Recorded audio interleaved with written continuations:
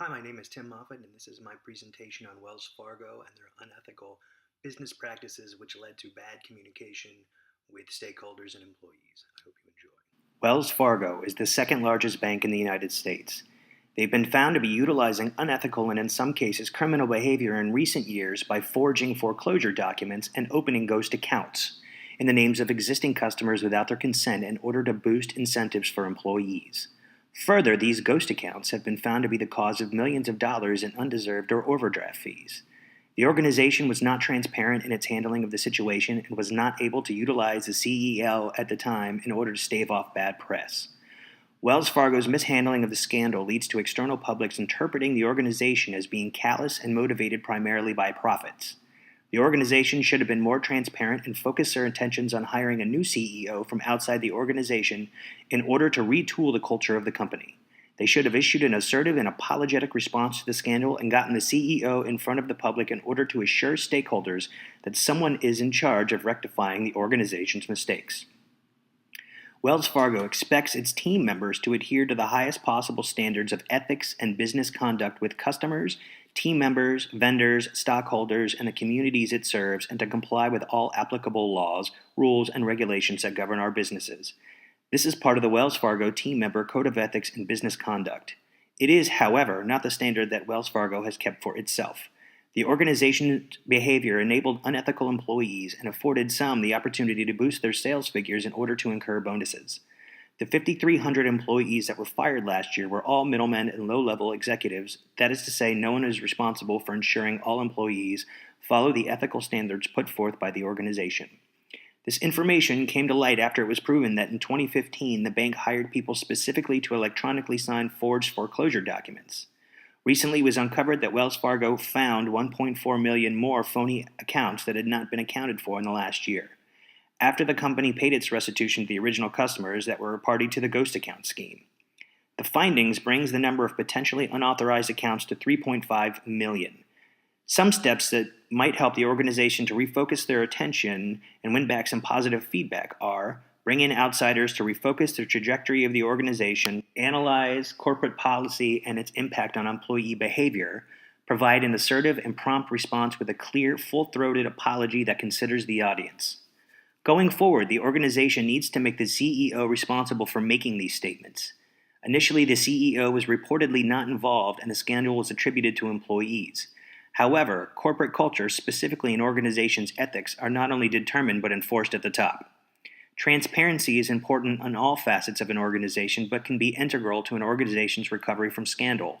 In Wells Fargo's case, they dropped the ball on transparent communication, and eventually the organization let Jeff Stumpf, the president and CEO, go after he testified to Congress that the 5,100 employees that were fired were to blame and offered what many saw as a lukewarm apology. We regret and take responsibility for any instances where customers may have received a product that they did not request, read the statement released by Wells Fargo after the incident, a sentiment that didn't seem to be in line with the situation's seriousness. At Wells Fargo, when we make mistakes, we are open about it. We take responsibility and we take action, the statement continued. However, that statement is not in line with the actions of the organization. The next CEO to be brought in was Timothy J. Sloan, who grasped the gravity of the situation the organization was facing and had this to say: "As a new CEO, my immediate and highest priority is to restore trust in Wells Fargo. Our goal of building lifelong relationships with our customers and appropriately offering them additional products is still the foundation of our business model. But there was clearly something wrong, and we will make the necessary changes to fix it." While Sloan is faring better with the public, he's a 25-year veteran of the institution.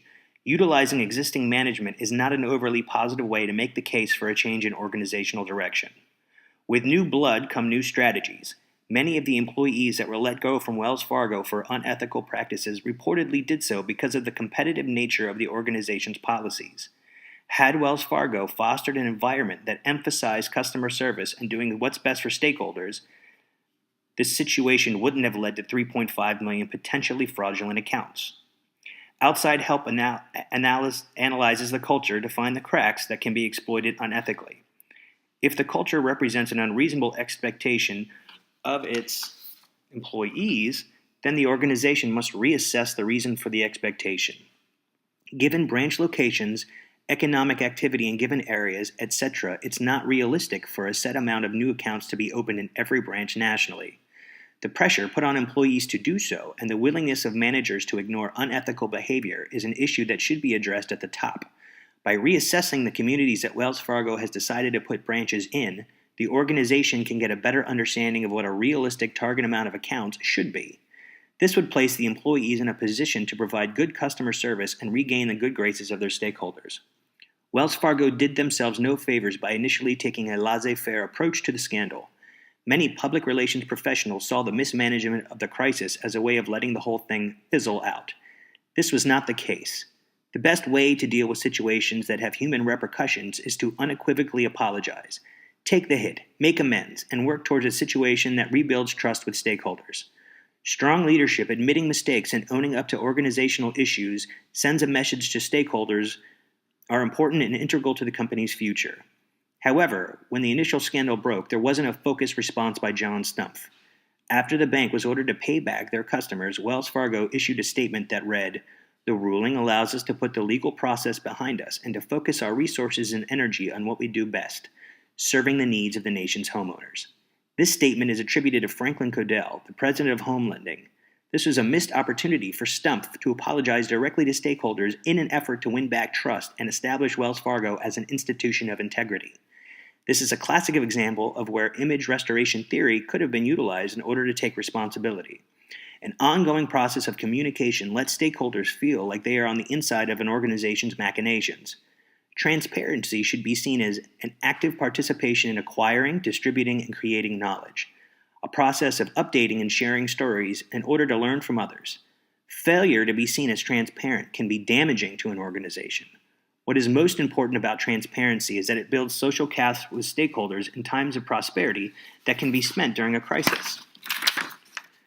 A lack of transparency, total disregard for the opinions of stakeholders, and an inability for anyone in charge to take responsibility made Wells Fargo appear to be aloof amidst a scandal. The organization was tone deaf on every level. When an organization is perceived to be the source of a scandal, mortification, bolstering, shifting blame, and immediate corrective action is what is most effective in winning back public trust, or at the very least staving off more bad press. Part of this technique relies heavily on transparency, which Wells Fargo failed to utilize. They released a statement that was dismissive of the effects of the scandal on their stakeholders and was not from the head of the organization. A CEO is the face of an organization. While it may be appropriate in better times for the public relations practitioner to make announcements to stakeholders, in crisis the CEO needs to be front and center. A CEO that doesn't hide but rolls up their sleeves and gets involved in a crisis is a CEO that will most likely weather the storm effectively.